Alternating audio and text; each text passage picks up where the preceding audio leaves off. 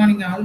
Today we are going to discuss about the incidence of tax. Actually, ഈ ഒരു session incidence of tax discuss ചെയ്യാന്നുള്ളതാണ് main ഉദ്ദേശം. പക്ഷേ even though we have covered the basic concepts last സെഷൻസിലെല്ലാം നമ്മൾ basic കോൺസെപ്റ്റ്സും കാര്യങ്ങളും discuss ചെയ്തെങ്കിലും ദർ ആർ സം ഇമ്പോർട്ടൻറ്റ് അമെൻമെന്റ്സ് made in this assessment year.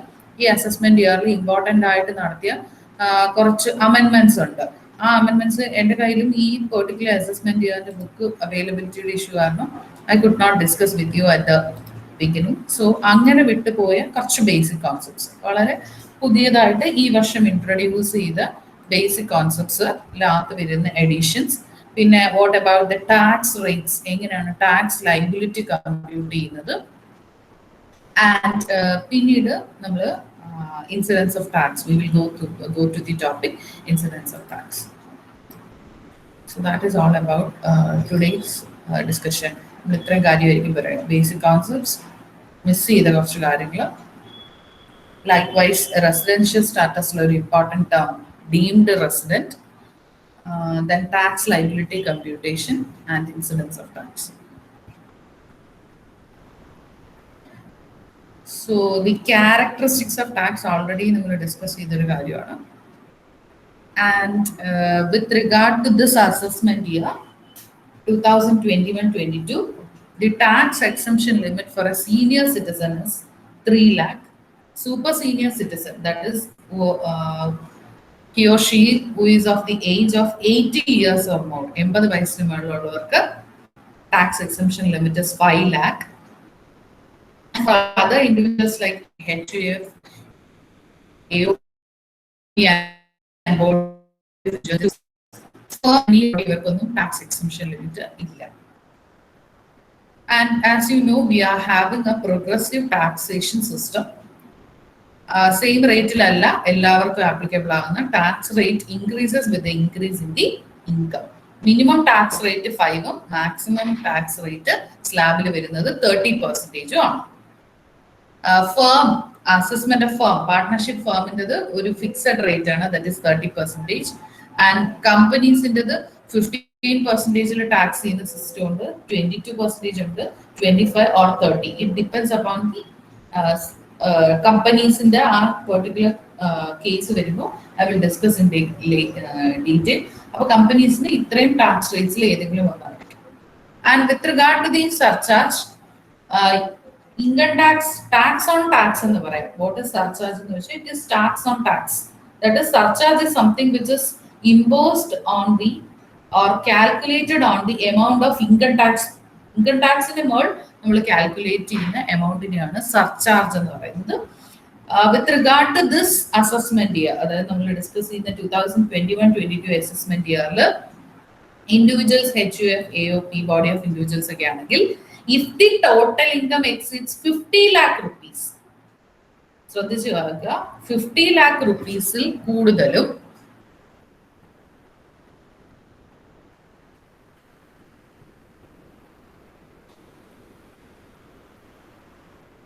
about the surcharge.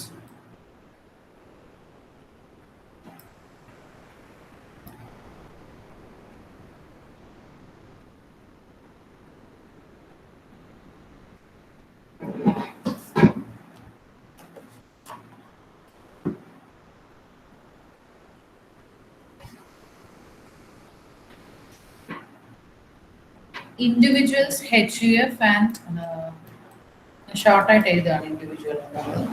Individual, HUF, AOP,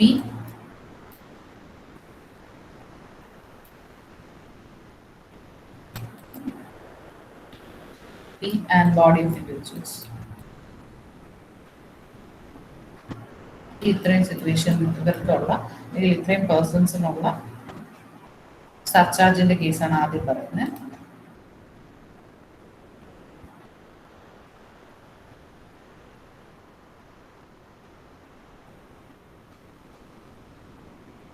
When it exceeds greater than 50 lakh and less than 1 crore, it is 10% of total income.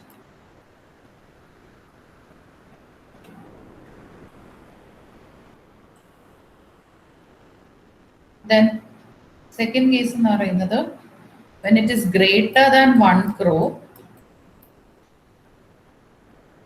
എന്ത് greater ആകുന്ന സിറ്റുവേഷനാ പറയുന്നത്? Total income കേട്ടോ. ഈ പറയുന്നതല്ല, total income ആണ്. That is when total income exceeds 1 crore but less than 2 crore.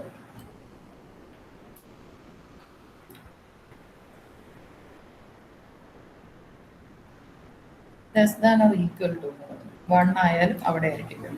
Okay. So less than or equal to 2 crore, it is 15% of total income.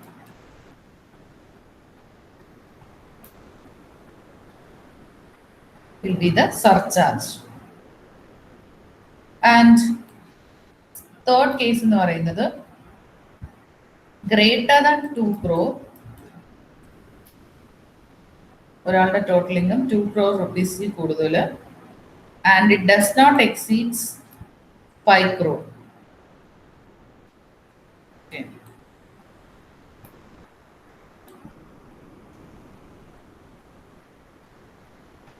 It is 25% of total income will be collected as surcharge. And the last case, when it exceeds or greater than 5 crore, അത് എത്ര രൂപ തന്നെ ആണെങ്കിലും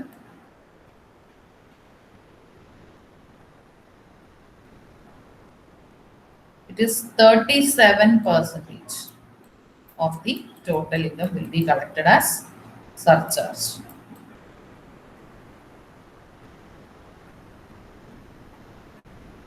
This is the case of individual HUF, AOP and BOI, body of individual.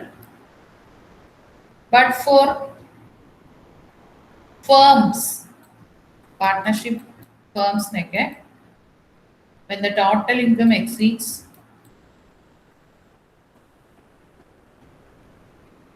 or it is greater than 10 crore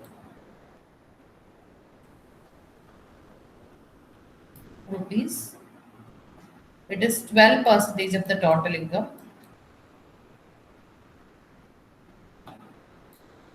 which is collected as surcharge.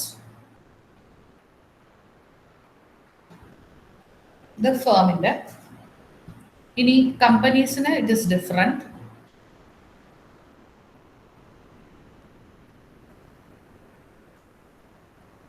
Companies in the situation where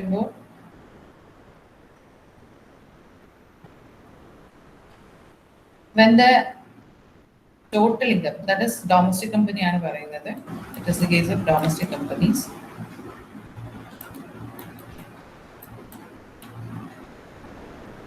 When it exceeds 1 crore, when the total income exceeds 1 crore,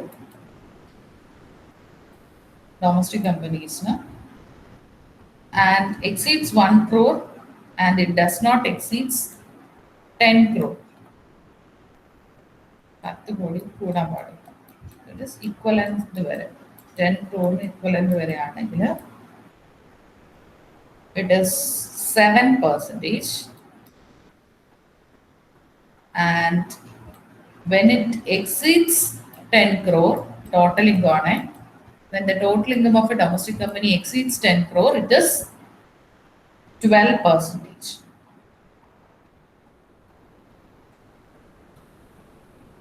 This is the case of surcharge. Compared to a paragraph item, books you can customize it.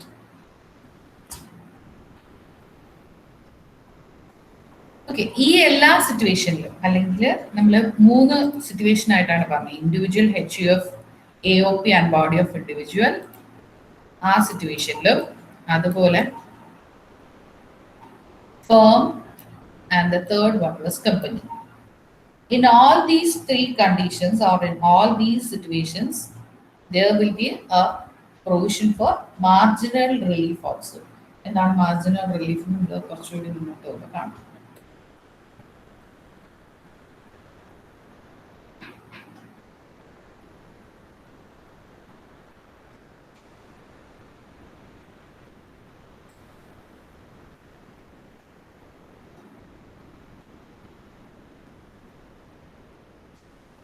എൻ്റെ സ്ക്രീനിൻ്റെ വിസിബിലിറ്റിക്കോ സൗണ്ടിനോ എന്തെങ്കിലും issue വന്നാൽ ആരെങ്കിലും ഒരാൾ unmute ചെയ്ത് പറയാം. I have not using any more device. ലാപ്പിൽ മാത്രമേ mute connect ചെയ്തിട്ടുള്ളൂ.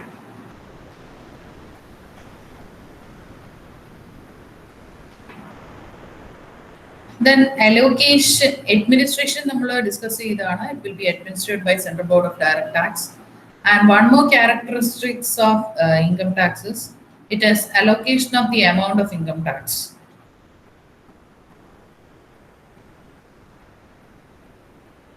Collecting the income tax will be allocated among the central and the state government according to the recommendation made by the Finance Commission. പക്ഷേ provided income tax amount recovered from company, നമ്മളിപ്പോൾ പഠിച്ച surcharge, health and education cess, ഇതിൽ നിന്ന് share central government ആർക്ക് കൊടുക്കില്ല? State government കൊടുക്കില്ല. സർചാർജിന്റെ share health and education cess ആയിട്ട് കിട്ടുന്നത്.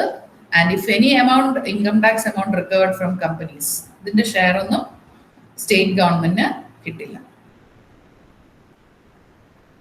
ഓക്കെ, ബേസിസ് ആൻഡ് ചാർജ് ഒക്കെ നമ്മൾ ഓൾറെഡി ഡിസ്കസ് ചെയ്തതാണ്. ആൻഡ് ഒരു പെർട്ടിക്കുലർ അസസിയുടെ റെസിഡൻഷ്യൽ സ്റ്റാറ്റസിന്റെ ബേസിസിലായിരിക്കും നമ്മൾ ടോട്ടൽ ഇൻകം കമ്പ്യൂട്ട് ചെയ്ത് ടാക്സ് ലൈബിലിറ്റി ഫൈൻഡ് ഔട്ട് ചെയ്യുന്നത്. So for finding out or for computing the total income of an assessee, നമ്മൾ ആദ്യം 5 ഹെഡ്സിൽ ക്ലാസിഫൈ ചെയ്യും. ഈ 5 ഹെഡിലും റെസ്പെക്റ്റീവ് ആയിട്ടുള്ള ഡിഡക്ഷൻസ് ഉണ്ടായിരിക്കും. Okay, 5 head. ഇപ്പൊ for example income from salary, income from house property, ഈ ഓരോ ഹെഡ്സിലും അതിന് ആസ് പെർ ദി ലോ ഒരു സ്റ്റാൻഡേർഡ് ഡിഡക്ഷൻ പ്രൊവൈഡ് ചെയ്തിട്ടുണ്ട്. ഇൻകം ടാക്സ് ആക്ട് പ്രകാരം ആ സ്റ്റാൻഡേർഡ് ഡിഡക്ഷൻ ഡിഡക്ട് ചെയ്തിട്ട് ബാക്കി വരുന്ന എമൗണ്ട് ആയിരിക്കും നമ്മൾ ടോട്ടൽ ഇൻകം കമ്പ്യൂട്ടേഷൻ എടുക്കുക. ഓക്കെ, സ്റ്റാൻഡേർഡ് ഡിഡക്ഷൻ, ആ ഹെഡ് സ്പെസിഫിക് ആയിട്ടുള്ള ഡിഡക്ഷൻസ് ചെയ്യും. അത് കഴിഞ്ഞ് ആഫ്റ്റർ ദാറ്റ് ഓരോ ഹെഡിലെയും നമ്മൾ ഹെഡ് സ്പെസിഫിക് ആയിട്ടുള്ള ഡിഡക്ഷൻ കഴിഞ്ഞിട്ട് ഓരോ ഹെഡിലുമുള്ള അസസബിൾ ഇൻകം ഇതിന്റെ ടോട്ടൽ എടുക്കുക. And we will add up, you will get the gross total income. Gross total ഇൻകത്തിൽ നിന്നും 80C തൊട്ട് 80U വരെയുള്ള ഡിഡക്ഷൻ പോകുമ്പോൾ അലോവബിൾ ഡിഡക്ഷൻസ് സബ്ട്രാക്ട് ചെയ്യുമ്പോൾ you will get the total income. ഇങ്ങനെ ഫൈൻഡ് ഔട്ട് ചെയ്യുന്ന ടോട്ടൽ ഇൻകത്തിലായിരിക്കും നമ്മൾ income tax payable find out ചെയ്യുന്നത് as per the rate of income tax prescribed by the Finance Act. Income tax act പ്രകാരം അല്ല, എല്ലാ വർഷവും വരുന്ന ഫിനാൻസ് ആക്ടിലാണ് എന്തുണ്ടാവുക? റേറ്റ് ഓഫ് ഇൻകം ടാക്സ് ഉണ്ടാവുക. ഓക്കെ, ആൻഡ് വെരി സ്പെസിഫിക്, ഈ പെർട്ടിക്കുലർ അസസ്മെന്റ് ഇയറിനകത്ത് ഉള്ള tax rates, the tax rates for an individual, HUF, Association of Persons, Body of Individuals and other judicial person, അവരുടെ ടാക്സ് റേറ്റ്സ് ആണ് ഇവിടെ discuss ചെയ്യുന്നത്. Short term capital gain as per the section 11A, long term capital gain, winning from lottery, cross word puzzle, horse races etcetera, അതായത് ഈ ഇങ്ങനത്തെ casual ഇൻകത്തിന് ഒക്കെ tax rate is different. അപ്പൊ ഈ ഇൻകത്തിനൊന്നും ഉള്ള ടാക്സ് റേറ്റ് ഈ പറയുന്ന ജനറൽ റേറ്റ്സിൽ ഉൾപ്പെടുത്തില്ല. ഈ ഇൻകത്തിനെല്ലാം സ്പെഷ്യൽ റേറ്റിൽ ടാക്സ് കമ്പ്യൂട്ട് ചെയ്യും. Okay, that we will discuss later, ആ portion. Other than these income, അതുകൊണ്ടാണ് അവിടെ എക്സ്ക്ലൂഡിംഗ് എന്ന് എടുത്ത് പറഞ്ഞിരിക്കുന്നത്. വിൽ ക്ലാസിഫൈ ദം, എല്ലായിടത്തും കാണുന്നത് പോലെ റെസിഡന്റ് ആവുന്ന ഒരു പെർട്ടിക്കുലർ പേഴ്സണ് മാത്രമാണ് ഈ ക്ലാസിഫിക്കേഷൻ ആപ്ലിക്കബിൾ ആവുന്നത്. നിങ്ങളായാലും ഇപ്പോൾ നമ്മൾ ഡിഗ്രി ലെവലിലോട്ട് പഠിക്കുന്നതാണ് tax, you might have studied. പക്ഷേ ഈ സ്ലാബ് റേറ്റ് ഒക്കെ ആപ്ലിക്കബിൾ ആവുന്നത് only if the assessee is a resident. Whether it is ordinarily resident, not ordinarily resident, അത് പ്രശ്നമല്ല. പക്ഷെ റെസിഡന്റ് ആയ ഒരു വ്യക്തിക്ക് മാത്രമേ ഈ സ്ലാബ് റേറ്റ് വരുള്ളൂ. എന്ന് വെച്ച് കഴിഞ്ഞാൽ ഒരു നോൺ റെസിഡന്റ് പേഴ്സണ് the slab rate is not applicable. അതാണ് ഏറ്റവും ആദ്യം മനസ്സിലാക്കേണ്ട കാര്യം. And for an individual, as you see in the screen, ഇൻഡിവിജ്വലിനകത്ത് നമ്മൾ 3 രീതിയിലാണ് ക്ലാസിഫൈ ചെയ്യുന്നത് based on the age. Any person or any senior citizen, senior സിറ്റിസന്റെ കേസാണ് ആദ്യം പറയുന്നത്. Senior citizen is a person who is of the age of 60 years or more, 60 അതിൽ കൂടുതൽ വയസ്സ്, പക്ഷെ ബട്ട് ലെസ് ദാൻ 80, 80 വയസ്സിൽ താഴെ. ആൻഡ് ഈ ഏജ് എന്ന് പറയുന്നത് പ്രീവിയസ് ഇയറിലെ ഏജ് ആണ്. ഓക്കെ, പ്രീവിയസ് ഇയറിലെ ഒരു വ്യക്തിയുടെ age 60-നും 80-ൽ കുറവുമാണെങ്കിൽ that person will be considered as senior citizen. And for senior citizen, the minimum exemption limit is 3 lakh. അതിനുശേഷം ആ 3 lakh എക്സംഷൻ കൊടുത്തതിന് ശേഷം അടുത്ത 2 lakhന് it is 5%. And for the next 5 lakh it is 20%. ഇതും കഴിഞ്ഞ് എന്ത് ബാലൻസ് ഉണ്ട് എന്നുണ്ടെങ്കിൽ it will be charged at 30%. Hope it is clear. And in the second situation, that is a person or an individual who is a super senior citizen, അതായത് 80 ഇയേഴ്സോ അതിൽ കൂടുതൽ ഏജോ ഉള്ള ഒരു വ്യക്തിയാണ് നമ്മൾ സൂപ്പർ സീനിയർ സിറ്റിസൺ ആയിട്ട് ക്ലാസിഫൈ ചെയ്യുന്നത്. അവിടുത്തെ എക്സംഷൻ ലിമിറ്റ് വളരെ ശ്രദ്ധിക്കണം. 5 lakh ആണ് മിനിമം എക്സംഷൻ. നെക്സ്റ്റ് 5 lakhന് 20-യും ബാലൻസിന് 30. സി, ഇവിടുത്തെ ടാക്സ് റേറ്റ് എന്ന് പറയുന്നത് 2 റേറ്റേ ഉള്ളൂ, 20-യും 30. സൂപ്പർ സീനിയർ സിറ്റിസൺ ആണ്. And in case of all other individuals എന്ന് പറഞ്ഞു കഴിഞ്ഞാൽ 60 വയസ്സിൽ താഴെയുള്ള എല്ലാ ഇൻഡിവിജ്വൽസിനും minimum exemption limit is 2,50,000. Next 2,50,000 it is 5%. On next 5 lakh it is 20%, and balance it is 30%. If there is any doubt with regard to this tax rates, you can message. You can put the doubt in the chat box.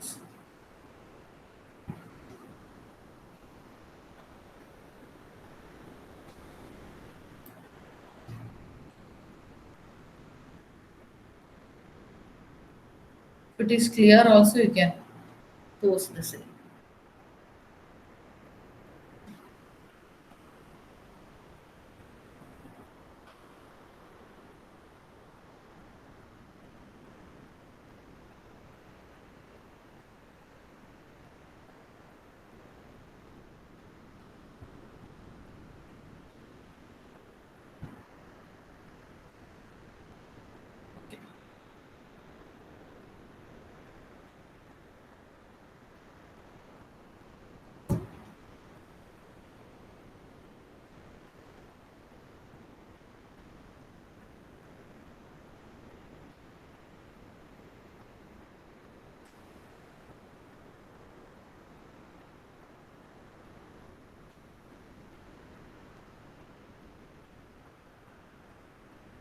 And a new amendment made during this year, that ഈ assessment ഇയറിൽ നമ്മൾ അറിഞ്ഞിരിക്കേണ്ട ഏറ്റവും important അമെൻമെന്റ്.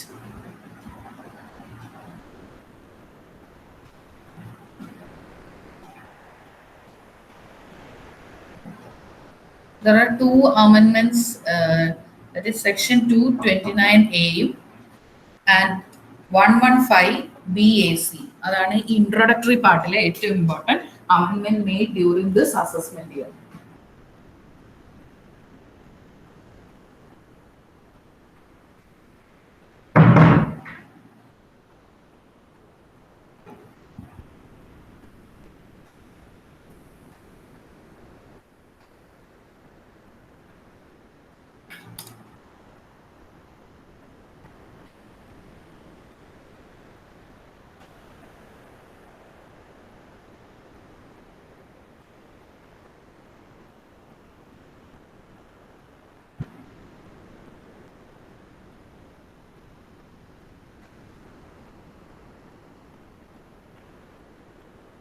And the important one is the new tax regime for the individual, that is male, female, senior citizen, super senior citizen or HUF, for the assessment year with effect from 2021-22. അതായത് ഇവിടെ ഇൻഡിവിജ്വൽസിനും നിങ്ങൾ mostly in medias അതുപോലെ തന്നെ newses അതിലെല്ലാം നിങ്ങൾ കണ്ടിട്ടുണ്ടായിരിക്കും. There are 2 regimes. Either an individual can continue in the old regime or the old scheme, or can continue in the new one. അപ്പോൾ individuals and HUF, who are opting the new one will have an applicable tax rate as per this table. ഈ നിങ്ങൾ സ്ക്രീനിൽ കാണുന്ന ഈ table പ്രകാരം that is up to 2.5 lakh. ആ basic exemption limit അവിടെ തന്നെ നിൽക്കും. It is nil. 2.5 lakh to 5 lakh it is 5%. 5 lakh to 7.5 lakh it is 10%. 7.5 lakh to 10 lakh it is 15%. 10 lakh to 12.5 lakh it is 20, and 12.5 lakh to 15 lakh it is 25%. And if there is any income above 15 lakh it is 30%.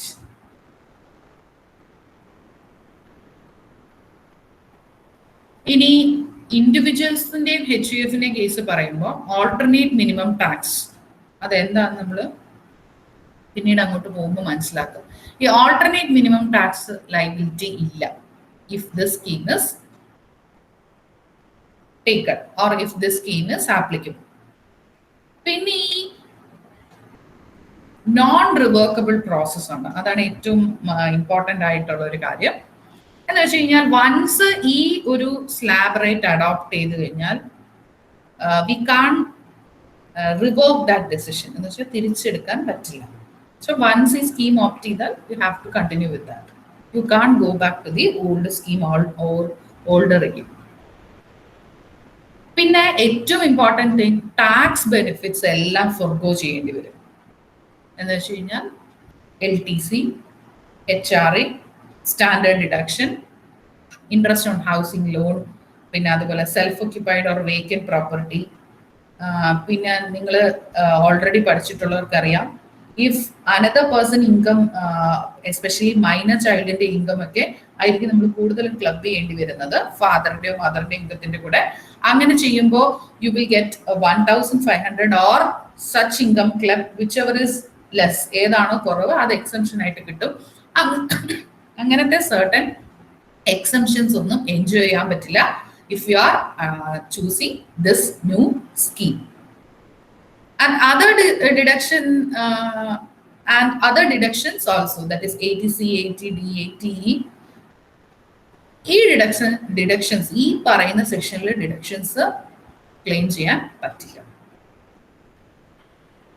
ATCCDയിലോ വരുന്ന provisions ഒക്കെ applicable ആണ്. അപ്പൊ ATC ആണ് deductions already പഠിച്ചിട്ടുള്ളവർക്കറിയാം, LIC saving സ്കീമിനൊക്കെ കിട്ടുന്നത്.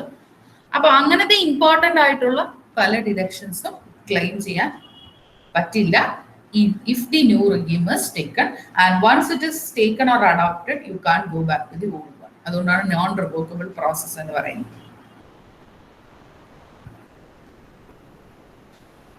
അപ്പോ business income, that is a very important thing.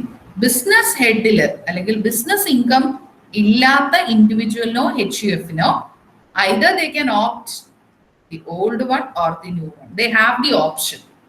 പക്ഷേ very important, in respect of the individual or HUF having business income ഉള്ളവരാണെങ്കിൽ once exercise ചെയ്ത ഓപ്ഷൻ വിഡ്രോ ചെയ്യാൻ പറ്റില്ല. ഒരിക്കൽ എക്സസൈസ് ചെയ്ത ഓപ്ഷൻ പിന്നീട് സബ്സിക്വന്റ് അസസ്മെന്റ് ഇയറിലും കണ്ടിന്യൂ ചെയ്തുകൊണ്ടിരിക്കും.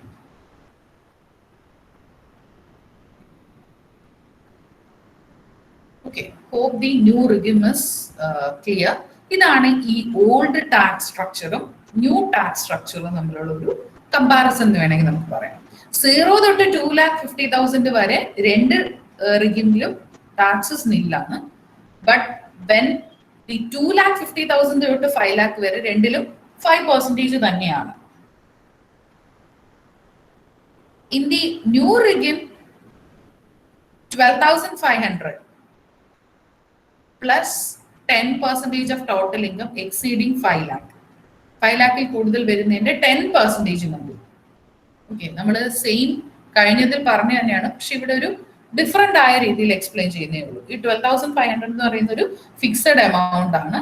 ഇങ്ങനെയും നമുക്ക് നോക്കാം, അല്ല എങ്കിൽ ജസ്റ്റ് ബിഫോർ ഞാൻ പറഞ്ഞതുപോലെ നെക്സ്റ്റ് 2 lakh, നെക്സ്റ്റ് 5 lakh ഈ സ്ലാബ് റേറ്റ്സ് നോക്കാം. Whichever you find it's easy you can follow. പക്ഷെ ഇതിനകത്ത് ഈ ഒരു ടേബിൾ ഉദ്ദേശിക്കുന്നതെന്ന് പറഞ്ഞു കഴിഞ്ഞാൽ you can see the difference when it is here 5 lakh to 7 lakh 50,000 10% ആണെങ്കിൽ ഓൾഡിൽ അത് 20 ആണ്.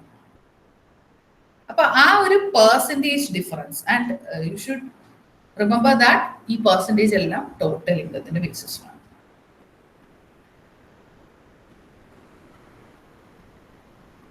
മേജർ ഡിഡക്ഷൻസ് ഒരുപാട് നഷ്ടപ്പെടും if you of the new review. Okay, if there is any doubt regarding the new tax regime, you can ask or post in the chat box. If it is clear also, you can reply.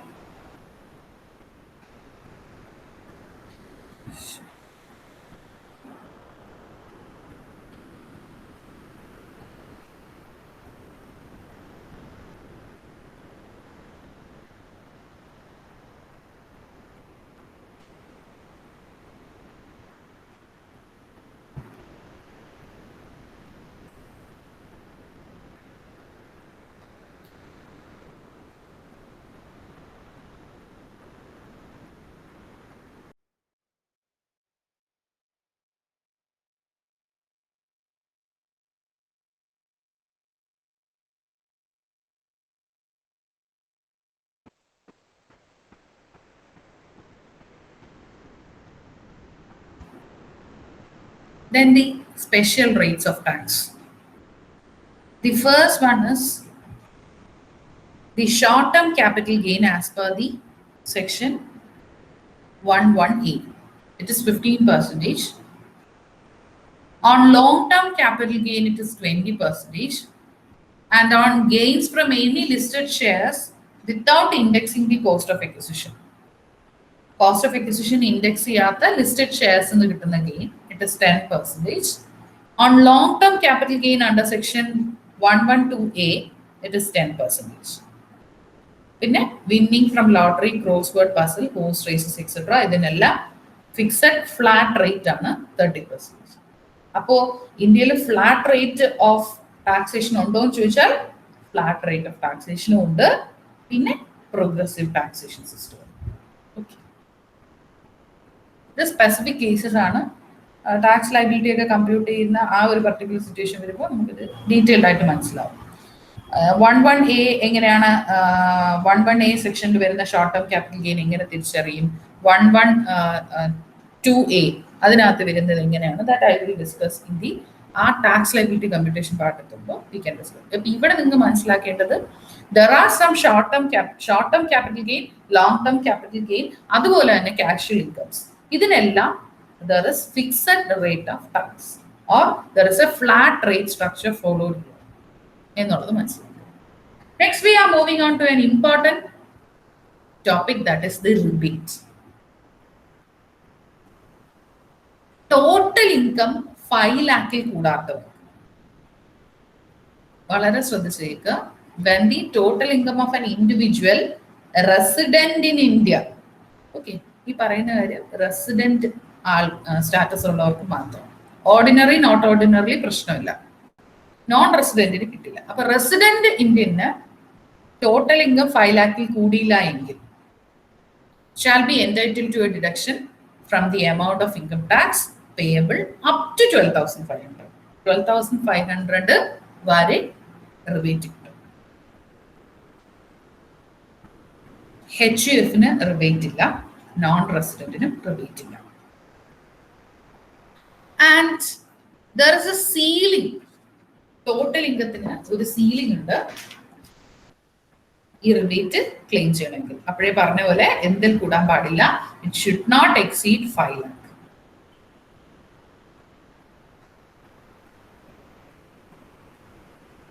Then total rebate എന്ന് പറയുന്നത് 12,500 വരെ ആകാം.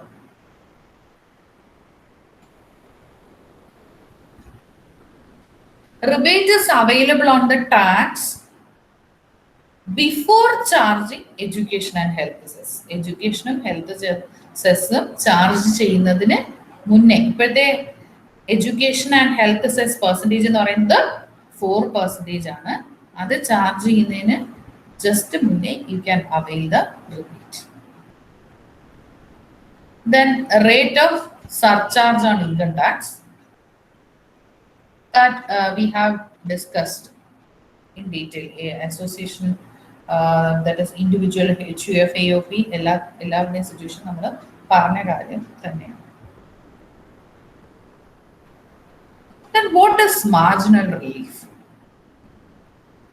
Rebate ഉണ്ട്, marginal relief ഉണ്ട്. ഈ marginal relief എന്ന് പറഞ്ഞു കഴിഞ്ഞാൽ, മാർജിനൽ റിലീഫ് നമ്മൾ കൊടുക്കുന്നതെന്ന് പറഞ്ഞു കഴിഞ്ഞാൽ, it is to ensure that the increase in the amount of tax payable, അതായത് സർചാർജ് ഉൾപ്പെടെ ടാക്സ് പേയബിൾ ആയ amount total income of an assessee ഒരു പെർട്ടിക്കുലർ പ്രിസ്ക്രൈബ്ഡ് ലിമിറ്റിന് മുകളിൽ പോകുമ്പോൾ shall not exceed the amount of increase in total income.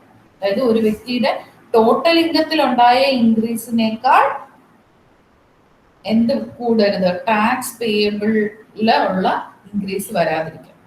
Okay, that is when there is an increase in the total income of a particular person, അത് individual ആയാലും HUF ആയാലും AOP ആയാലും or whoever be it, ഒരു പേഴ്സന്റെ income ടാക്സിന്റെ രീതിയിലാണ് ഞാൻ person എന്ന word use ചെയ്യുന്നത്.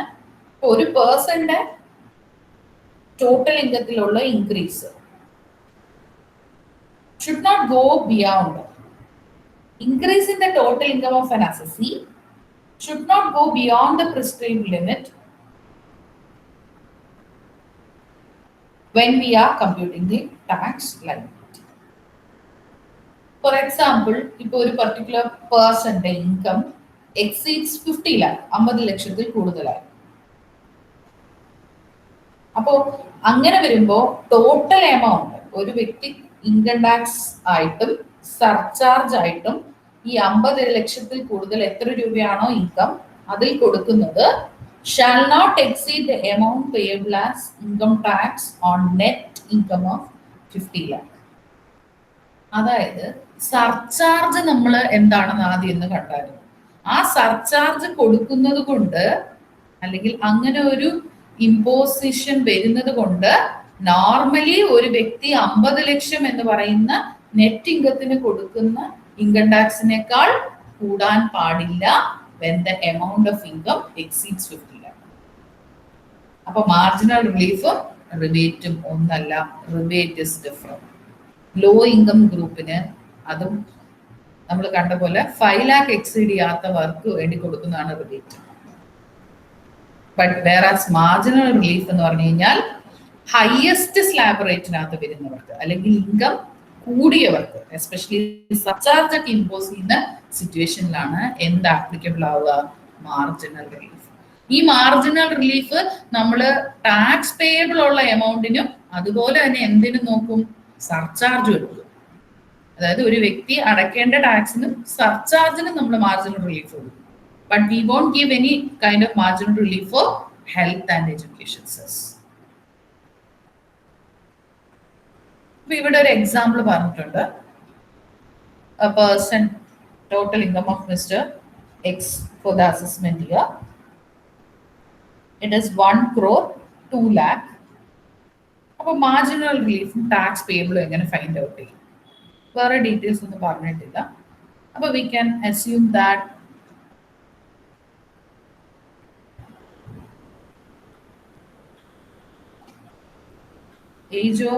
Age കാര്യങ്ങളൊന്നും മെൻഷൻ ചെയ്തിട്ടില്ല. അപ്പോൾ we can assume that he is A person below the age of 60. ഇങ്ങനെ ഒരു സിറ്റുവേഷൻ ഒന്നും വരില്ല, ഏജ് ഒക്കെ ഉണ്ടായിരിക്കും. പ്രത്യേകിച്ച് ടാക്സ് ലയബിലിറ്റി കമ്പ്യൂട്ട് ചെയ്യുമ്പോൾ ടാക്സ് ഓൺ 2,50,000 നിൽ 2,50,000 next 2,50,000 5% 12,500. Then next 5 lakh 20% 1 lakh. ബാക്കി റിമൈനിങ് എമൗണ്ട് 30%. ബാക്കി ഈ വ്യക്തിയെ സംബന്ധിച്ച് റിമൈനിങ് എമൗണ്ട് എന്ന് പറയുന്നത് ആദ്യത്തെ 2.5 ലക്ഷം, പിന്നെ 2.5 5 lakh, 5 + 5 10 lakh. ടോട്ടൽ അയാളുടെ 1 crore 2 lakh ആയിരുന്നു. അപ്പൊ അതിൽ നിന്ന് 10 lakh പോയാൽ റിമൈനിങ് എന്ന് പറയുന്നത് 92 lakh. ആ 92 lakhന്റെ 30% ഇറ്റ് ഇസ് 27,60,000. കേട്ടോ, ഇവിടെ ക്ലിയർ ആവാത്തത് യു ക്യാൻ റൈറ്റ് ഡൗൺ 27,60,000. അങ്ങനെ ആഡ് ചെയ്യുമ്പോൾ ദാറ്റ് പേഴ്സൺസ് ടാക്സ് ലയബിലിറ്റി എന്ന് പറയുന്നത് 28,72,500.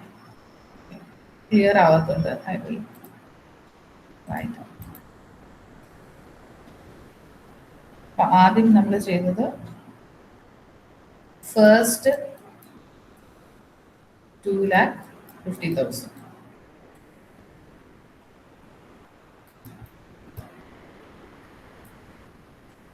It is nil.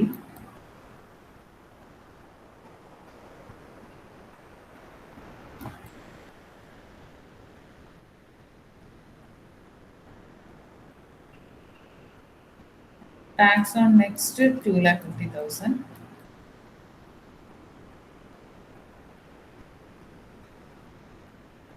അത് 5% നമ്മൾ പറഞ്ഞു. So it is 12,500.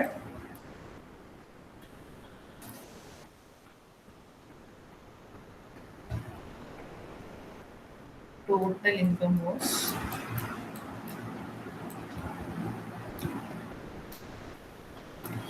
1,221.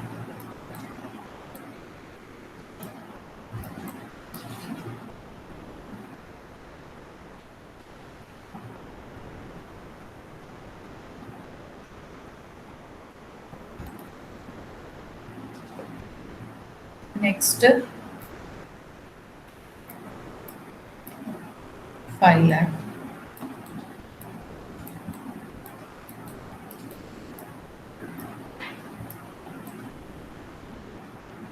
%20.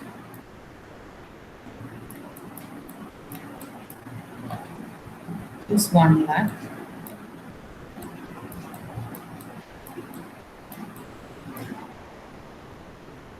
Then 5 plus 5, 10. So remaining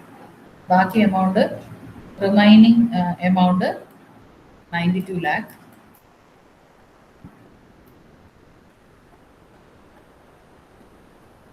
So the tax on remaining amount 92 lakh is 30%. Amount is 27,60,000. So our question was to compute the tax liability as well as the marginal relief. കാരണം നമ്മളിപ്പോൾ പഠിച്ചത് marginal relief ആണ്. അപ്പോൾ total amount payable എന്ന് പറയുന്നത് 28 lakh tax ആയിട്ട് കൊടുക്കേണ്ടി വരുന്നതാണ്. 28,72,500. As I discussed earlier, ഇൻഡിവിജ്വലിന്റെ കേസിൽ സർചാർജസ് ആപ്ലിക്കബിൾ. ഇവിടെ ആപ്ലിക്കബിൾ ആവുന്നത് in the case of individual when it exceeds 50 lakh and does not exceed 1 crore, 10% ആണ്. പക്ഷെ ഇവിടെ 1 crore കൂടുതലായി ടോട്ടൽ ഇൻകം, അതുകൊണ്ട് 15% ആണ് സർചാർജ്. അപ്പോൾ നമ്മൾ ഇവിടെ സർചാർജ് ആഡ് ചെയ്യും. and the surcharge is 15%.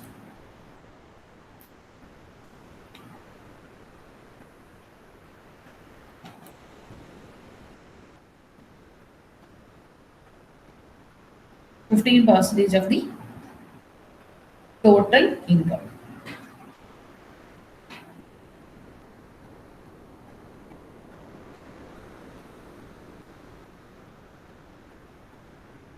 Sorry, 15% if the total income exceeds 1 crore, and that 15% will be based on the tax liability.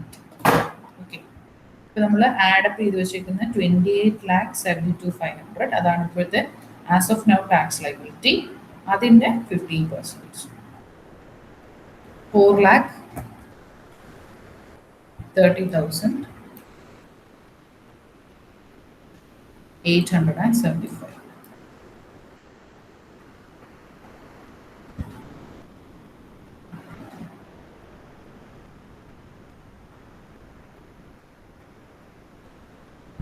Then marginal relief, അതാണ് നമ്മളിപ്പോൾ ഡിസ്കസ് ചെയ്തുകൊണ്ടിരുന്ന പോർഷൻ.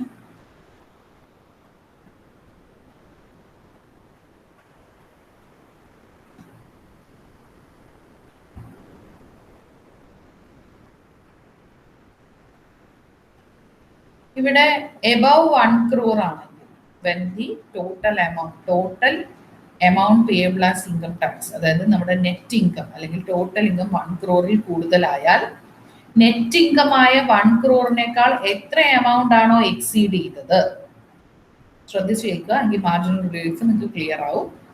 എബവ് 1 crore എന്ന് പറയുന്ന ഒരു സിറ്റുവേഷനിൽ 1 crore എത്രയാണോ കൂടിയത്, ഇവിടെ എത്രയാണ് കൂടിയത്, here the total income was 1 crore 2 lakh ആണ്. അപ്പൊ ഇവിടുത്തെ എക്സസ് എമൗണ്ട് എന്ന് പറയുന്നത് 2 lakh ആണ് കൂടുതൽ. ഓക്കെ, 2 lakh ആണ് 1 crore കൂടുതൽ വന്ന പോർഷൻ. അതിന്റെ 30%, that is 60,000. ഇതിന് കൂടെ അതിന്റെ സർചാർജ്.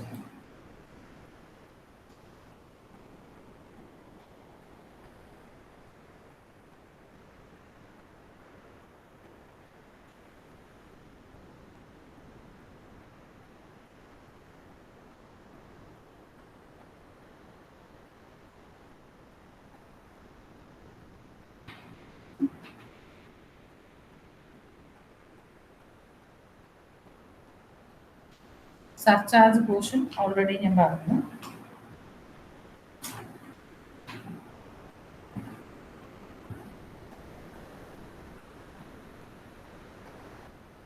ഇവിടെ നമ്മൾ സർചാർജ് ഓൾറെഡി കാൽക്കുലേറ്റ് ചെയ്ത് വെച്ചിട്ടുണ്ട്. അതിന്റെ പ്രൊപ്പോർഷനേറ്റ് എമൗണ്ട് എടുക്കണം.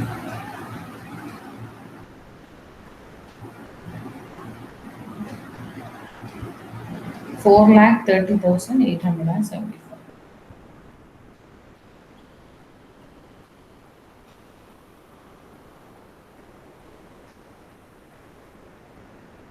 സോ അതിൽ നിന്നും ഈ ഒരു പോർഷന് വരുന്ന, ഈ എക്സസ് ആയി പോയ പോർഷന് വരുന്ന surcharge, as you know it is 4,30,875.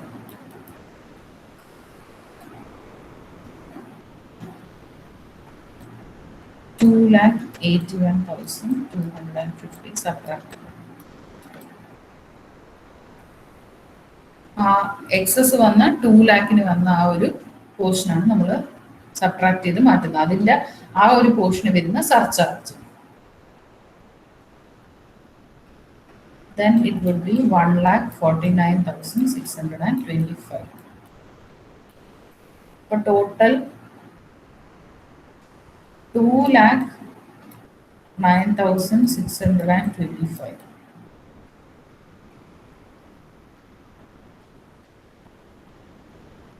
നമ്മൾ 1 crore കൂടുതൽ വന്നത് ഇവിടെ 2 lakh ആണ്. പക്ഷെ സർചാർജും കൂടി എടുത്തത് കാരണം അത് എത്രയായി മാറി, 2,09,625 ആയി മാറി.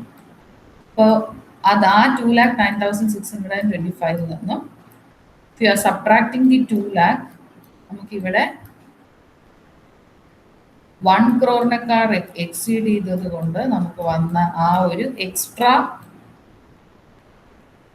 ആയിട്ട് കൊടുക്കേണ്ടി വരുന്ന tax liability, that is 9,625 will be the marginal relief.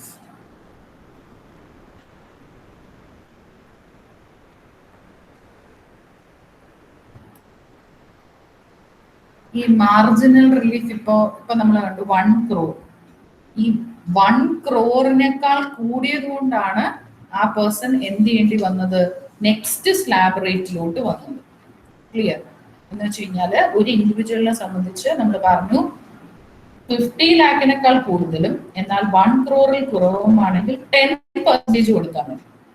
പക്ഷെ 1 crore കൂടുതലും എന്നാൽ അപ് ടു 2 crore 2 കോടിയും വരെ ആണെങ്കിൽ 15% എന്നാണ്. വെറും ഒരു 2 lakh കൂടിയത് കൊണ്ടാണ് ആദ്യത്തെ സർചാർജ് റേറ്റിൽ വരാതെ this person able to give a surcharge of 15%. ഇതാണ് മാർജിനൽ റിലീഫിന്റെ സിറ്റുവേഷൻ. ഈ marginal relief where we will consider എന്നുള്ളത് ആഫ്റ്റർ സർചാർജ്. നമ്മളിപ്പോൾ സർചാർജ് ആഡ് ആണ് ചെയ്തത്. After adding surcharge the amount will be 33 3 7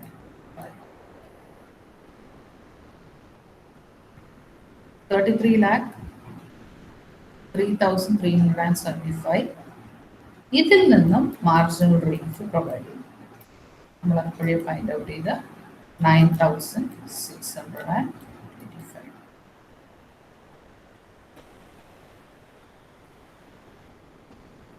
അതായത് വെറും 2 ലക്ഷം കൂടി പോയതുകൊണ്ട് സർചാർജിന്റെ പെർസെൻറ്റേജ് മാറി, അല്ലെങ്കിൽ സ്ലാബ് റേറ്റ് കൂടിപ്പോയി, അങ്ങനെയൊക്കെ വരുന്ന സിറ്റുവേഷനകത്ത്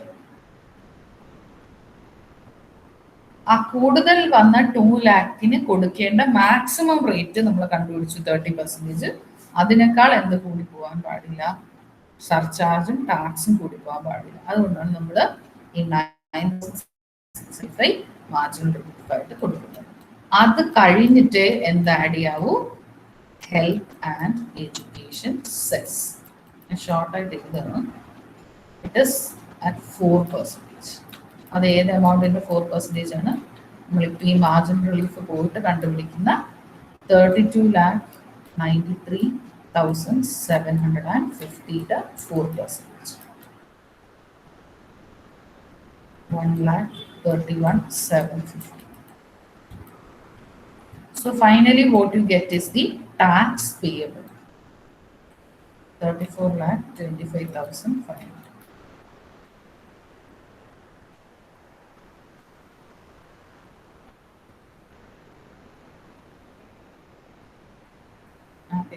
Doubt.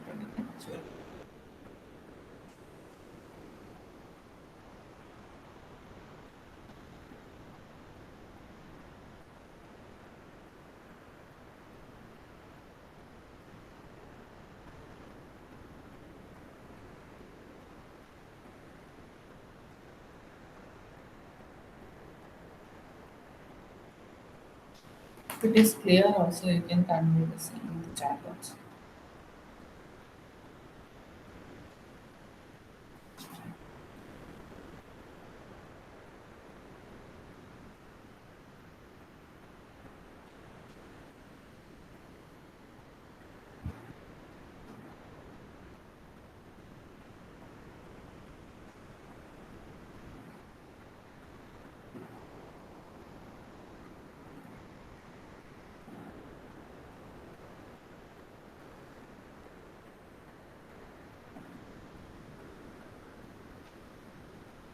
Is it clear?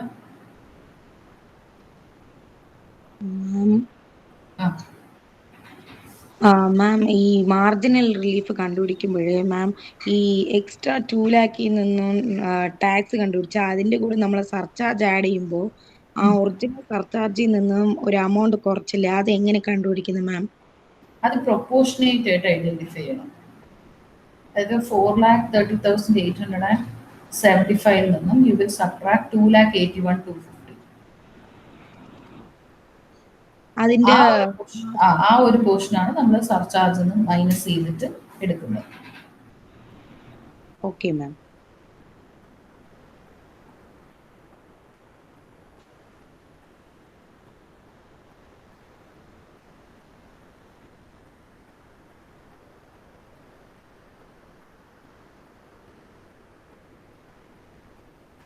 Can work out the same after the class. Work out ചെയ്തിട്ട് എൻ്റെ ഡൗട്ട് ഉണ്ടെങ്കിൽ മെസ്സേജ് ചെയ്യും. അപ്പോൾ എപ്പോഴും ഓർക്കേണ്ടത് ഇഫ് ആൻ ഇൻകം, അതാണ് മാർജിനൽ റിലീഫിൽ പറഞ്ഞിരുന്നതും. Marginal relief is not given for health and education cess. Income tax പേയബിളും സർചാർജും ആക്ച്വൽ അതിൻ്റെ നെറ്റ് ഇൻകത്തിനേക്കാൾ കൂടരുത്. അതാണ് അവിടുത്തെ ഉദ്ദേശം. അതായത് നെറ്റ് ഇൻകം ഇപ്പോൾ 1 crore അല്ലെങ്കിൽ ഇപ്പോൾ 1 crore കൂടുതലോ അല്ലെങ്കിൽ 50 lakhനേക്കാൾ കൂടുതലോ 2 crore കൂടുതലോ ഈ പറയുന്ന ഏതെങ്കിലും സിറ്റുവേഷനിൽ ആ പെർട്ടിക്കുലർ എമൗണ്ടിനേക്കാൾ കൂടിയാലും ശരിക്കും നമ്മൾ ടാക്സ് ആയിട്ടും സർചാർജ് ആയിട്ടും ആ നെറ്റ് ഇൻകത്തിന് കൊടുക്കുന്ന എമൗണ്ടിനേക്കാൾ കൂടിപ്പോകാൻ പാടില്ല.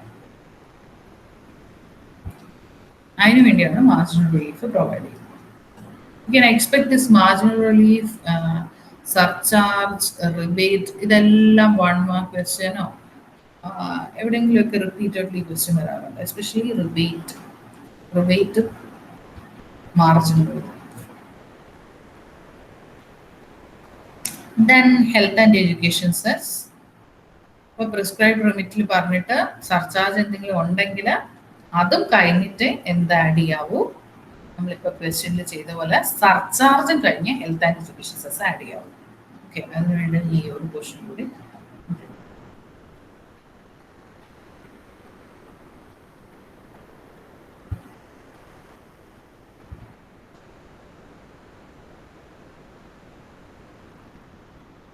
ഫോർ എക്സാമ്പിൾ ഒരു ഏജിന്റെ ഒരു കാര്യം കൂടെ പറയുന്നുണ്ട്, അതും കൂടെ പറയാം. ഒരു പർട്ടിക്കുലർ പേഴ്സന്റെ ഡേറ്റ് ഓഫ് ബർത്ത് 1/4/1961 ആണെങ്കിൽ he will be given the senior citizenship on 31/3/2021. അതായത് അറ്റൈൻമെന്റ് ഓഫ് ഏജ്, എസ്പെഷ്യലി ഈ senior citizen, super senior citizen, അങ്ങനെ ഒരു എലിജിബിലിറ്റി വരിക. സീനിയർ സിറ്റിസൺ ഡിസൈഡ് ചെയ്യുക on the day preceding the anniversary of his birthday. So 1961 born ആയ ഒരു person, he or she becomes senior citizen on 31/3/2021. അപ്പോൾ tax benefit കിട്ടുക will be from the assessment year. അതായത് അടുത്ത assessment year 31/3 അടുത്ത assessment year എന്ന് പറയുന്നത് 2021-22.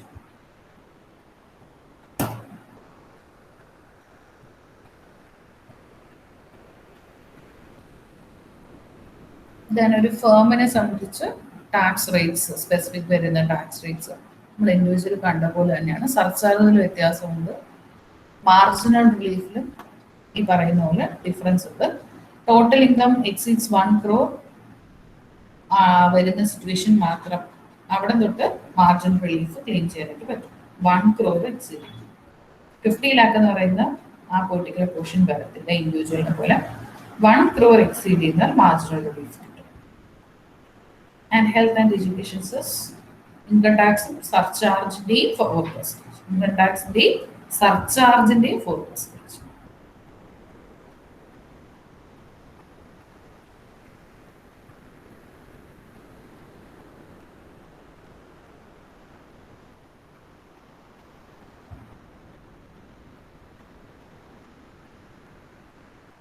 Deemed incomes വരുമ്പോൾ, when it is the case of deemed incomes, which is as per section 68, 69, 69A, 69B, 69C and 69D,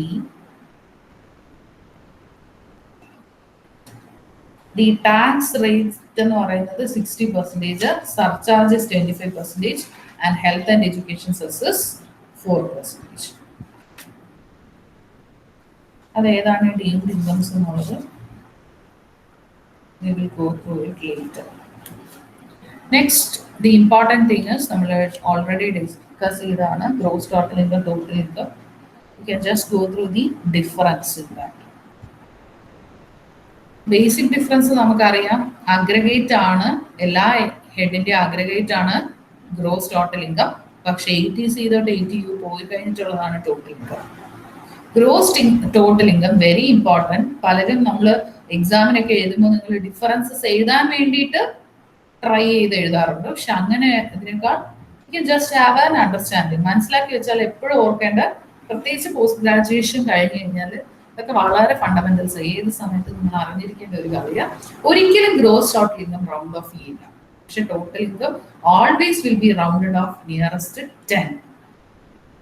പിന്നെ ഒരിക്കലും tax levy ഇല്ല എന്ന് നമുക്കറിയാം. ഗ്രോസ് ടോട്ടൽ ഇൻകത്തിൽ ഡിഡക്ഷനും കഴിഞ്ഞിട്ട് ലെവി ചെയ്യുള്ളൂ. അതൊക്കെ നിങ്ങൾക്ക് എപ്പോഴാണെങ്കിലും എഴുതാൻ പറ്റും.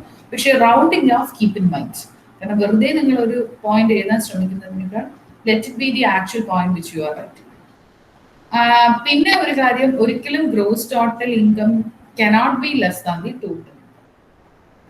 ആൻഡ് ടോട്ടൽ ഇൻകം ചിലപ്പോൾ എന്തിന് ഈക്വൽ ആവാം, GTI ഈക്വലോ GTI കുറവോ ആകാം, കാരണം ഡിഡക്ഷൻ ഉള്ളത്. Very very very very important.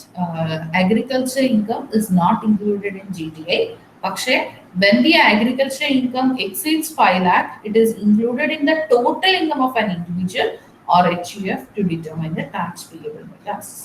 അതെന്താണ് സിറ്റുവേഷൻ? അഗ്രിഗേഷൻ നമ്മൾ പറയും അതിനെ. നമുക്ക് ടോട്ടൽ ഇൻകത്തിന്റെ കമ്പ്യൂട്ടേഷൻ എത്തുമ്പോഴും അപ്പോഴും നമുക്ക് ഡീറ്റെയിൽ ആയിട്ട് ഡിസ്കസ് ചെയ്യാം.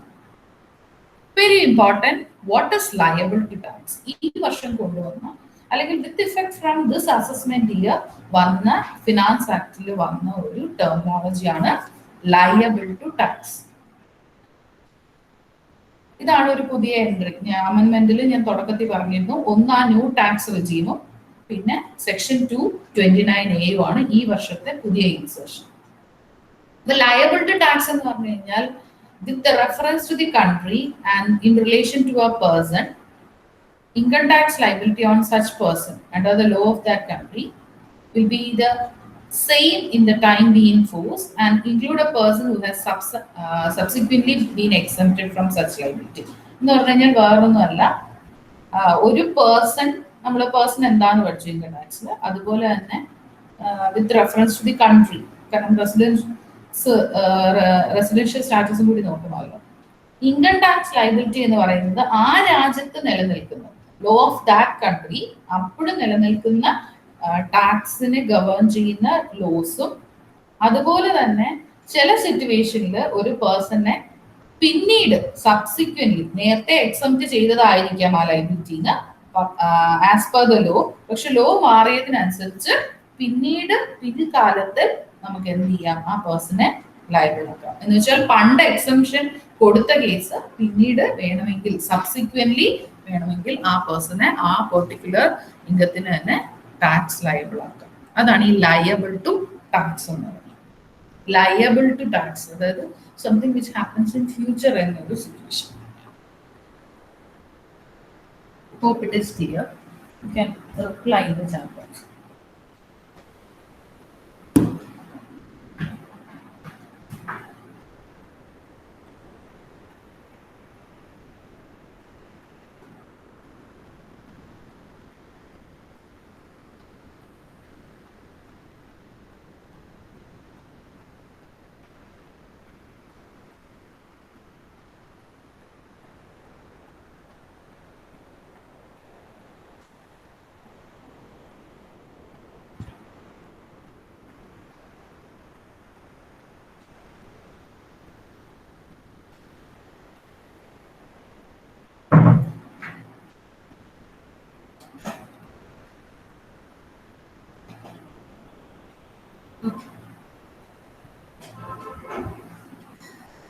So that is about the liable to tax.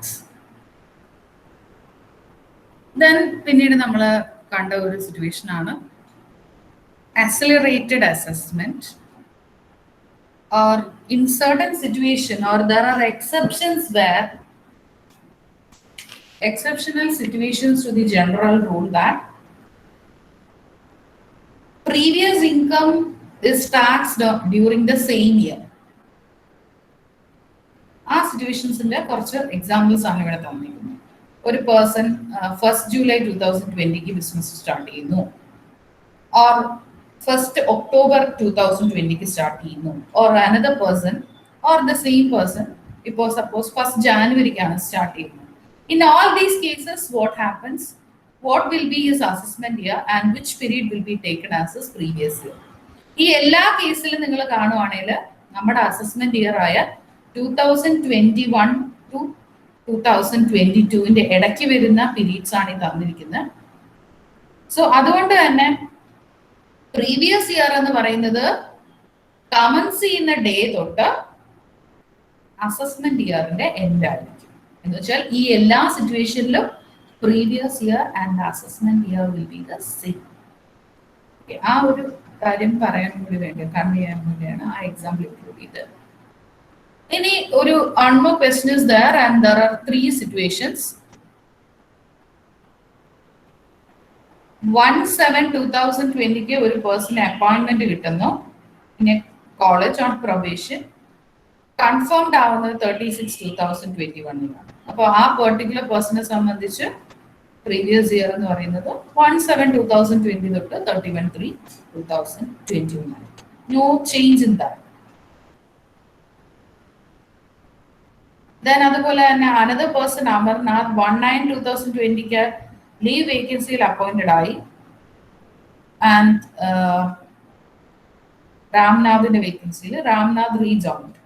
But whatever be the situation, income earn ചെയ്ത പീരീഡ് എന്ന് പറയുന്നത് 1/9/2020 തൊട്ട് 31/1/2021 വരെയാണ്. അപ്പോൾ that period will be considered as his previous year. The third question is, a businessman maintains his books of accounts on calendar basis. January to December വരെ. അപ്പോൾ final accounts ഒക്കെ prepare ചെയ്യുന്നത് ഡിസംബറിലാണ്. അപ്പം അങ്ങനെയാണെങ്കിൽ what will be his previous year എന്നുള്ളത്, whatever be the system follow, നമ്മുടെ previous year എന്ന് പറയുന്നത് it starts with 1/4/2020 and ends with 31/3/2021. അതായത് റിട്ടേൺ ഫയൽ ചെയ്യുമ്പോൾ അക്കൗണ്ട്സ് എല്ലാം ഇങ്ങനെയായിരിക്കും കൺസിഡർ. സോ അതിന്റെ കേസസ് ഒക്കെ അഗെയിൻ എക്സ്പ്ലെയിൻ ചെയ്തിട്ടുണ്ട്. We have considered it already. Then what is the basic difference between assessment and previous year that you can go through. പിന്നെ പറയുന്നത്, one question I have included is, a total income of a person is given and he got his total income is 10,60,000. He got an appointment letter from a foreign company. He will leave India on 20th September and his estimated income from 1/4/2021 to 20th September 2021 is 6,60,000. Okay. How much tax he has to pay before leaving India? നമ്മൾ പറഞ്ഞു ഒരു exception ഇവിടെ പറഞ്ഞത് income of persons living India. ഒരു individual during the current assessment year presently ഇപ്പൊ intention ഒന്നും ഇല്ല, തിരികെ ഇന്ത്യയിലോട്ട് തിരികെ വരാൻ ഇന്റൻഷൻ ഒന്നും ഇല്ലാതെ ഇന്ത്യ വിട്ട് പോകുന്ന ഒരു വ്യക്തിക്ക് ദാറ്റ് ഇൻഡിവിജ്വൽസ് ടോട്ടൽ ഇൻകം എന്ന് പറയുന്നത് will be from the period from the expiry of the previous year is for that assessment year എന്ന് പറഞ്ഞു കഴിഞ്ഞാൽ from the date of his departure from India shall be charged to tax in the same assessment year. എന്ന് പറയുമ്പോൾ ഇപ്പൊ നമ്മൾ ഈ പറഞ്ഞ എയുടെ കേസിൽ ആ പെർട്ടിക്കുലർ അസസ്മെന്റ് ഇയർ നമ്മുടെ present or current assessment year 2021-22 അപ്പോൾ ടോട്ടൽ ഇൻകം തന്നിട്ടുണ്ട് 10,60,000. സോ ടോട്ടൽ ഇൻകത്തിന് നമ്മൾ ഈ പേഴ്സന്റെ ഏജ് ഒന്നും തന്നിട്ടില്ല. അപ്പൊ ഏജ് തരാത്ത സിറ്റുവേഷനിൽ ഞാൻ അപ്പോഴേ പറഞ്ഞ പോലെ ബിലോ 60 ആണ്, അല്ലെങ്കിൽ സീനിയറും അല്ല സൂപ്പർ സീനിയറും അല്ല. അപ്പൊ first 2,50,000 we have taken it as nil. Next 2,50,000 we will take it as for 5%. Next 5,20%, and finally remaining 60,000 രൂപ അതിന് 30%. ഓക്കെ, ആഡ് അപ്പ് ചെയ്യുക, സർചാർജ് ഒന്നും ആപ്ലിക്കബിൾ ആവില്ല. Then so we add the education cess. Finally we arrived at the tax liability. The normal situation. പക്ഷേ this person had will leave India. India വിട്ടു പോകുന്നത് 20th September ആണെന്ന് പറഞ്ഞു. അപ്പൊ 20th September വരെയുള്ള എന്ത് തന്നിട്ടുണ്ട്, ഇൻകം തന്നിട്ടുണ്ട്. That is 6,60,000. അതും നമ്മൾ ഈ പെർട്ടിക്കുലർ ഇയറിൽ that is income up to the date of living India, അത് നമ്മൾ ടാക്സബിൾ മാറ്റർ ആക്കും. The tax is payable in the same year in which the income is earned. ഇതാണ് എക്സെപ്ഷണൽ കേസ് ആയിട്ട് നമ്മൾ പഠിച്ച income of A person living India എന്ന് പറയുന്നത്. അപ്പൊ ആ 6,60,000 നമ്മൾ അഗെയിൻ ഡിവൈഡ് ചെയ്യും. ഫസ്റ്റ് 2,50,000 നിൽ, നെക്സ്റ്റ് 2,50,000 5%, ദെൻ റിമൈനിങ് 5 lakh വരുന്നുണ്ട്. 5 lakh ഇല്ല, ബാക്കി എത്ര എമൗണ്ട് ഉണ്ടോ അതിന് 20%. Add health and education cess, you will get the tax liability 46,208, 46,208, 46,208.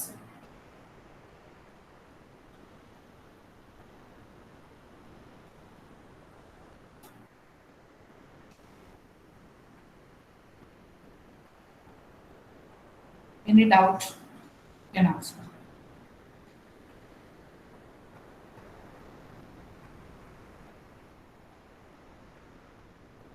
Any doubt with this question? Is it clear?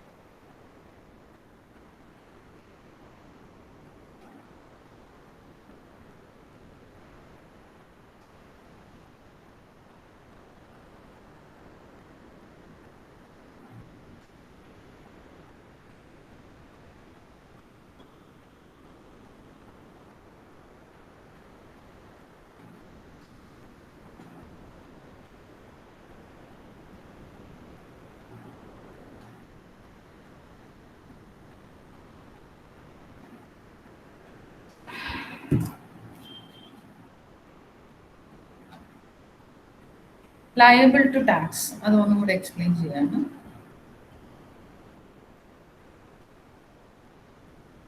അതായത് ലയബിൾ ടു ടാക്സ് എന്ന് പറയുന്നത് ആ ഒരു ടെർമിനോളജി എക്സ്പ്ലെയിൻ ചെയ്യുന്നത് based on the concepts of person and also with reference to a country.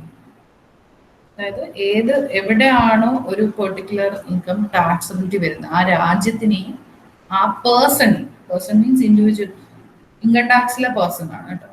അപ്പൊ അതിന് ആ രണ്ട് മാറ്ററിനെ അല്ലെങ്കിൽ ആ രണ്ട് കാര്യത്തിനെ വെച്ചിട്ടാണ് ഈ ലയബിൾ ടു ടാക്സ് പറയുന്നത്.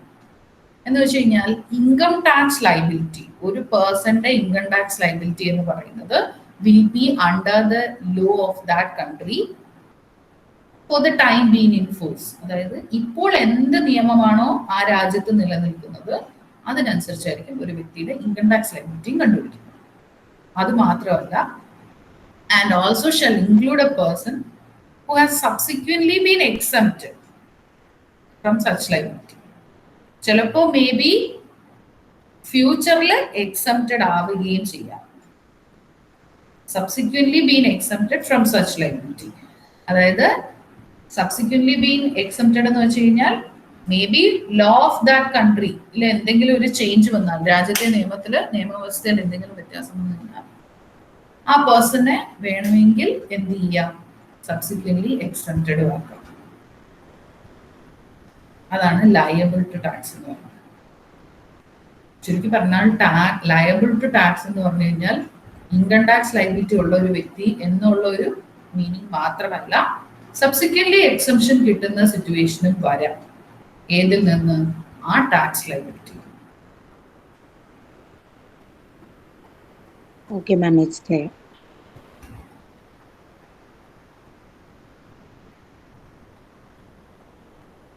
Then moving on to the maximum marginal rate, അത് ഓൾറെഡി പറഞ്ഞതാണ്, ഹൈയസ്റ്റ് സ്ലാബ് റേറ്റ് ആണ്.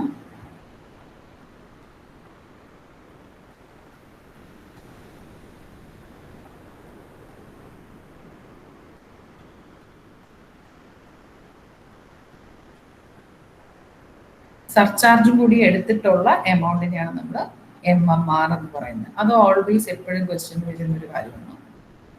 Then very important, it is PAN number, permanent account number. ഒരു assessing officer four identification purpose കൊടുക്കുന്ന ഒരു നമ്പറാണ്.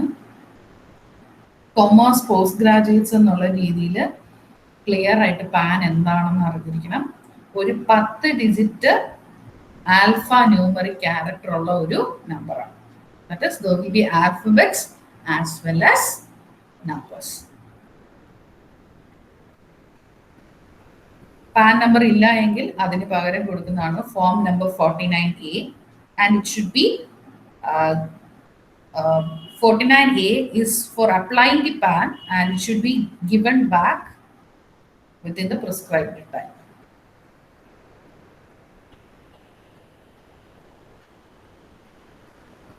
എല്ലാ റിട്ടേൺസ്, ഇൻകം ടാക്സ് അതോറിറ്റി ആയിട്ട് നടത്തുന്ന കറസ്പോണ്ടൻസ്, പേയ്മെന്റ്, അതുപോലെ എന്ത് ടാക്സുമായിട്ട് റിലേറ്റ് ചെയ്ത് വരുന്ന CBDT ആയിട്ട് റിലേറ്റഡ് ആയിട്ട് വരുന്ന എല്ലാ മാറ്റേഴ്സിലും you have to call the PAN. ഇപ്പോ ഒരു ഓപ്ഷൻ വന്നിട്ടുണ്ട്, Aadhaar number can be used in lieu of PAN. PAN number ഇല്ലാത്ത സിറ്റുവേഷനിൽ you can use Aadhaar provided you have linked the Aadhaar with the pan.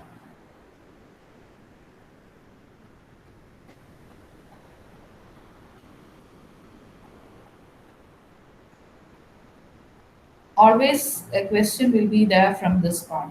PAN number obtain ചെയ്യുന്ന process, അതിന്റെ linking, അതായത് one which is relevant ആയിട്ടുള്ള currently നടക്കുന്ന ഒരു ഹാപ്പനിങ്ങിനെ പറ്റി ഒരു question always you can expect from this portion for net exam. So tax deduction and collection account number, TAN very important. PAN കഴിഞ്ഞാൽ ഏറ്റവും important tax deduction and collection account number. അതായത് TDS collect ചെയ്യുന്ന ഒരു വ്യക്തിയും, അതായത് ഒരു particular income earn ചെയ്യുമ്പോൾ ആ ഇൻകം ഏൺ ചെയ്യുന്ന സോഴ്സിൽ തന്നെ അതായത് ടാക്സും കളക്ട് ചെയ്യും. Government collecting tax when lottery winnings പ്രഖ്യാപിക്കുമ്പോൾ കളക്ട് ചെയ്യുന്നത് പോലെ. അപ്പോൾ TDS ഡിഡക്ട് ചെയ്യുന്ന സമയത്തും അതുപോലെ തന്നെ once the person who is deducting the tax, ആ ഒരു പെർട്ടിക്കുലർ കേസിൽ tan is very important.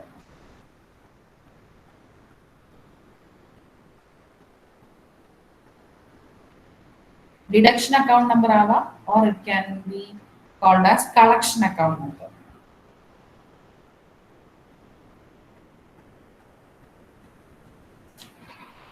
That is done.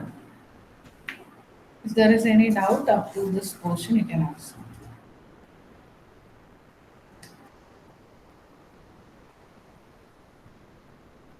So doubts or കാര്യങ്ങളൊന്നും ഇല്ലെങ്കിൽ I will move on to the residential status നാത്തുള്ള ഒരു ഇമ്പോർട്ടൻ്റ് ആയ ഒരു ചെറിയ portion, which is also the death effect from this assessment here. Very important.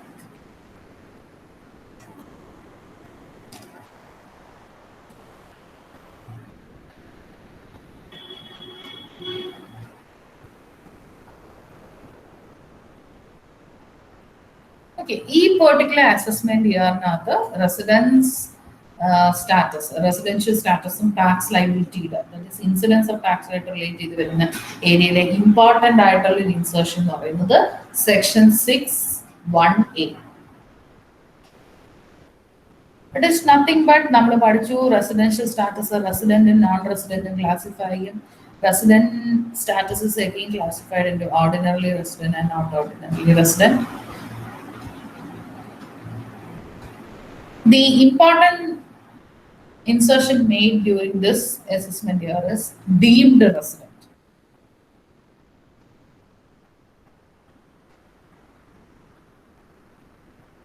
അതായത് ഒരു Indian citizen വേറെ രാജ്യങ്ങളിലോ അല്ലെങ്കിൽ വേറെ ടെറിട്ടറിയിലോ അവിടെ താമസിക്കുന്നു എന്ന കാരണത്താൽ due to his domicile or residence or any other criteria, ആ രാജ്യത്തെ നിയമപ്രകാരം അവിടെ താമസിക്കുന്നു, അത് കാരണം he is not liable to pay any tax.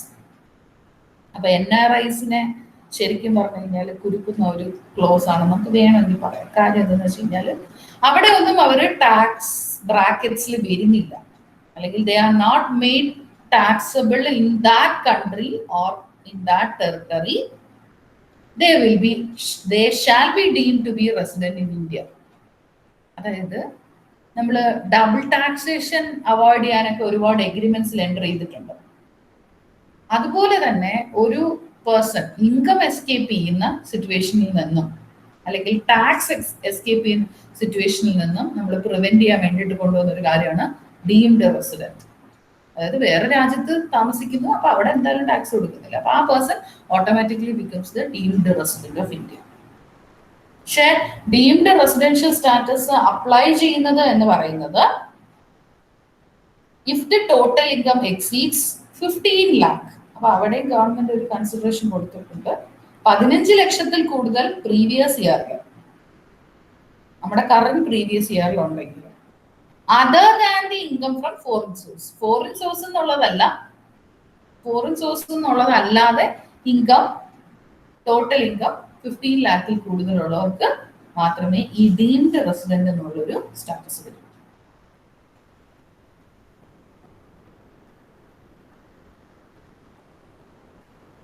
This deemed resident is included as a special case in the exception which we discussed. The exceptional cases discuss ചെയ്തപ്പോൾ 60 days സ്റ്റേയും 182 ഡേയ്സിന്റെ സ്റ്റേയും ഒക്കെ പറഞ്ഞ ആ സിറ്റുവേഷന്റെ കേസിൽ കൂടെയാണ് ഡീംഡ് റെസിഡന്റ് എന്ന് പറയുന്ന ഒരു പെർട്ടിക്കുലർ ക്ലോസും കൂടി ഇൻക്ലൂഡ് ചെയ്തിരിക്കുന്നത്.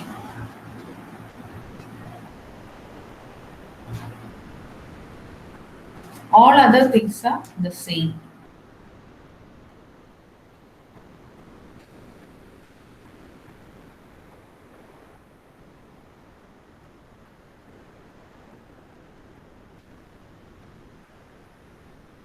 അപ്പോൾ നമ്മൾ റെസിഡൻഷ്യൽ സ്റ്റാറ്റസ് ഡിസ്കസ് ചെയ്യുമ്പോൾ ഇൻ കേസ് ഓഫ് ഇൻഡിവിജ്വലിന് മാത്രമാണ് ഈ ഒരു കാര്യം.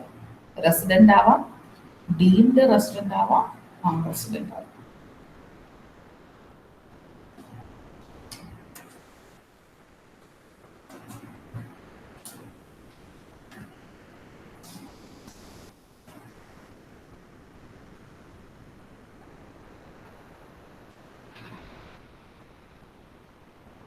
So moving to the next topic, that is incidence of tax.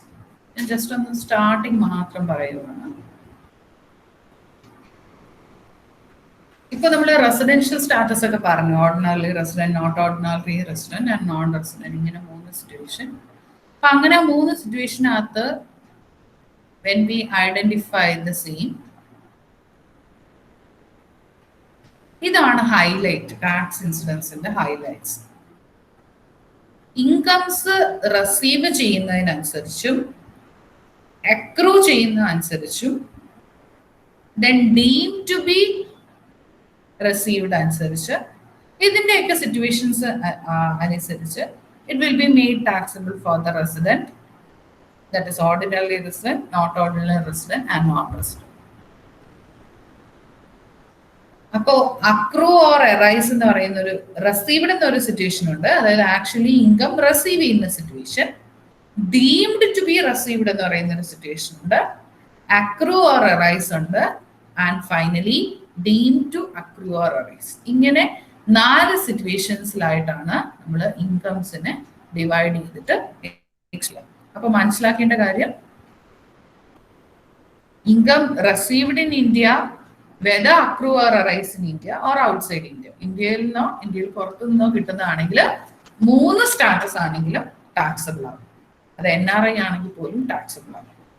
അപ്പൊ ഇങ്ങനെ നമ്മൾ ഓരോ കേസും സ്പെസിഫിക്കലി ഐഡന്റിഫൈ ചെയ്തിട്ടാണ് ഒരു വ്യക്തിയുടെ ടാക്സ് ഇൻസിഡൻസ് മനസ്സിലാക്കുന്നത്. ടാക്സ് ഇൻസിഡൻസ് എന്ന് പറയുന്നത് or incidence of tax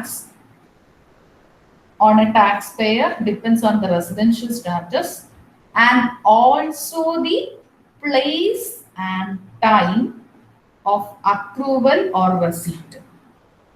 accrue ചെയ്യുന്നതോ അല്ലെങ്കിൽ റിസീവ് ചെയ്യുന്ന പ്ലേസിനും ടൈമിനും വരെ അവിടെ ഇമ്പോർട്ടൻസ്. ഇത് ഡീപ്പായിട്ട് we will discuss in the